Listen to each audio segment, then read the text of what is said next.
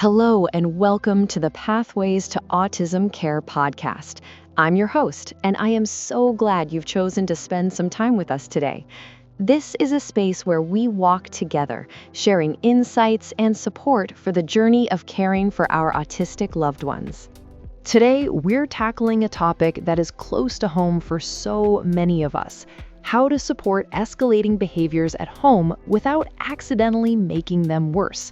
If you have ever felt overwhelmed, confused, or even helpless when your child's distress spirals, please take a deep breath and know that you are not alone. This is a safe space to explore, to learn, and to grow entirely without judgment. So let's begin by defining what we mean by escalating behaviors. In simple terms, it's a chain reaction. It's when a small sign of distress, like a whine, a repetitive question, or a refusal, grows in intensity, sometimes very quickly, into a much larger expression of being overwhelmed. This could look like screaming, hitting, throwing objects, or a complete shutdown. It's a stressful experience for everyone involved, most of all for the person at the center of it. To truly understand how to help, we have to look beneath the surface. I want you to imagine an iceberg. The behavior you see, the yelling, the shutdown, the lashing out, is just the small tip of that iceberg visible above the water. The real reasons, the drivers of the behavior, are all hidden in the massive part of the iceberg that lies beneath the surface. Our job as caregivers is not to manage the tip of the iceberg, but to understand what's happening underneath. So, what are some of those hidden drivers? First, and perhaps most common, is sensory overload. For many autistic individuals, the world can feel like a constant barrage of sensory information. Imagine the hum of the refrigerator being as loud as a lawnmower, the tag on your shirt feeling like sandpaper, or the bright lights of a room feeling like spotlights in your eyes. When that input becomes too much, the nervous system gets overwhelmed and can go into a state of fight, flight, or freeze. The resulting behavior is a desperate attempt to make the overwhelming input stop. Another huge factor is communication challenges. When a person cannot find the words to express a complex need, a big feeling, or a source of pain, behavior becomes their voice. It's not a choice, it's a necessity. That scream might be saying, "I'm in pain," and that thrown object might be saying, "I feel completely out of control and I don't know what to do." When we only focus on stopping the behavior, we miss the message entirely. Emotional regulation is also key. We all have a range of emotions we can handle before we start to feel overwhelmed. Clinicians sometimes call this the window of tolerance. For many autistic individuals, that window can be narrower, and big feelings like frustration, anxiety, or disappointment can feel like a tidal wave. Escalating behavior is often what happens when that wave crashes and they are no longer able to manage the intensity of their internal experience. And of course, we can't forget about changes in routine and unmet physical needs. For a mind that thrives on predictability, an unexpected change can feel like the ground is crumbling beneath them. And sometimes the cause is much simpler than we think. Is the person hungry, thirsty, tired, or in physical pain? These basic human needs can be the spark that lights the fuse. The single most important mindset shift we can make is moving from seeing a bad behavior to seeing a person in distress. This is not defiance for the sake of it. This is a nervous system in crisis. Now, let's make this real. Let's walk through a scenario that might feel familiar to many of you. Imagine it's late afternoon. Your child, let's call him Alex, is deeply engrossed in building a complex structure with his favorite blocks. He's calm and focused. You know that dinner is in 10 minutes and he needs to start cleaning up. So you give a warning. "Alex, 5 more minutes with blocks, then it's time to clean up for dinner." 5 minutes pass, you approach and say, "Okay, buddy, time to put the blocks away." Alex doesn't look up and says, "No." His voice is flat. This is the first signal. A common reactive mistake here is to meet this resistance with increased pressure.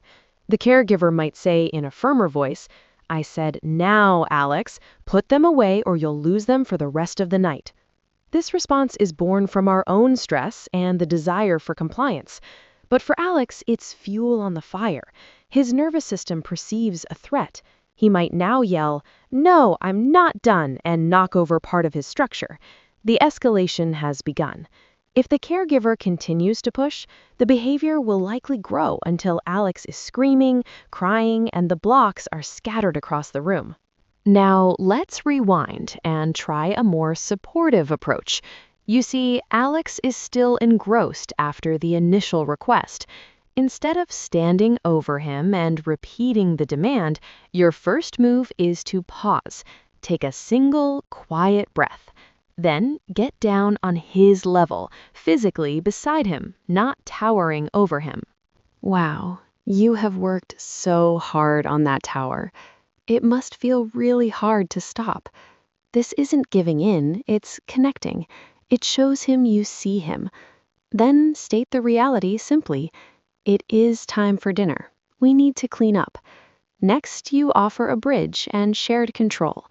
We can put the blocks away in the bin together, or we can carefully move your tower to the shelf to keep it safe. Which would you like? You're not asking if he'll clean up, but how. This small offering of autonomy can make all the difference.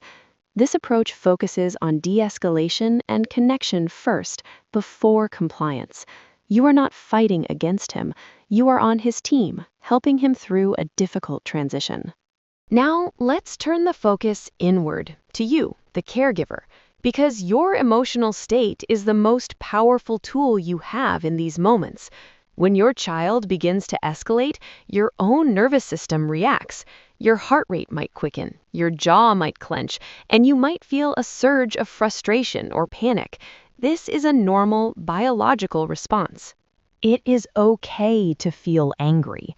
It is okay to be exhausted. It is okay to feel helpless and wish things were different. Please, give yourself permission to feel those things without judgment. The goal is not to become an emotionless robot. The goal is to learn to be the calm anchor in your child's storm.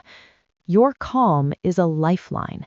When you can stay grounded, you create a safe harbor for their dysregulated nervous system to settle. One of the most powerful mindset shifts is to not take the behavior personally. Remind yourself, even say it out loud in a quiet moment, this is not about me. This is not a reflection of my parenting.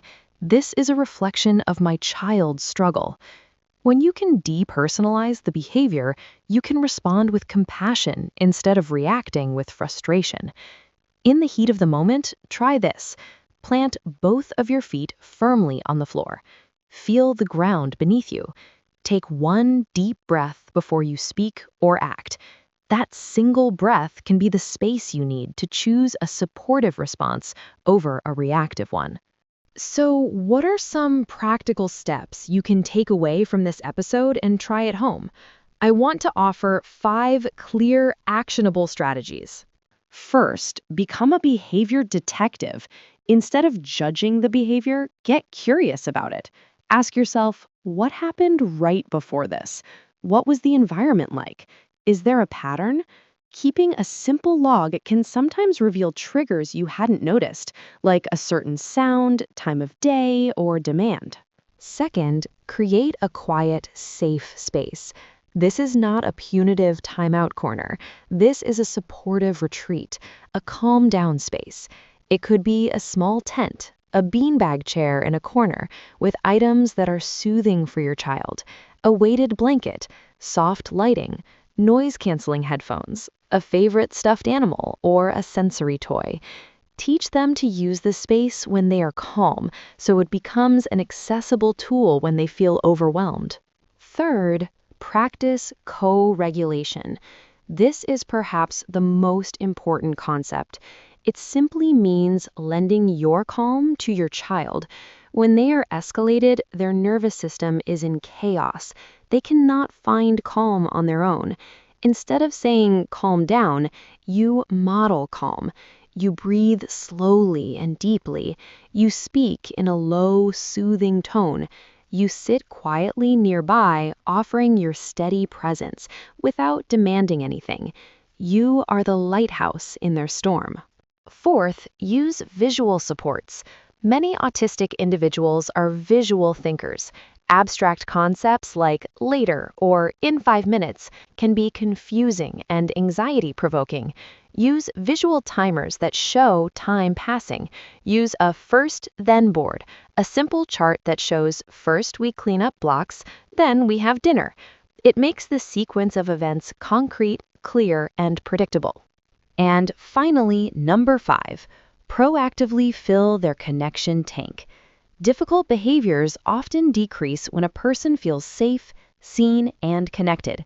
Try to spend just 10 minutes a day in one-on-one, non-demanding time with your loved one, focused entirely on what they enjoy.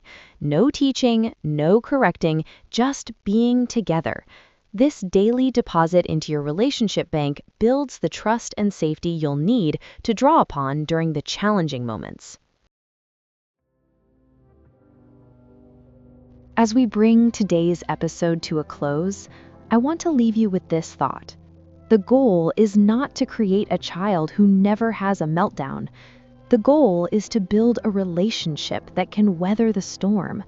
It's about navigating these incredibly difficult moments with more understanding, more connection, and more compassion, both for your child and for yourself.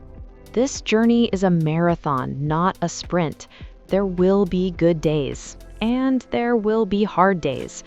On those hard days, please be gentle with yourself. You are doing the best you can with the resources you have. Your compassion for yourself is just as vital as the compassion you show your child. Thank you for joining us on the Pathways to Autism Care podcast. If this episode resonated with you, please consider subscribing wherever you get your podcasts. For additional resources, including transcripts and links mentioned today, please visit our website. Remember, you are the expert on your child, and you are doing an incredible job. Be well.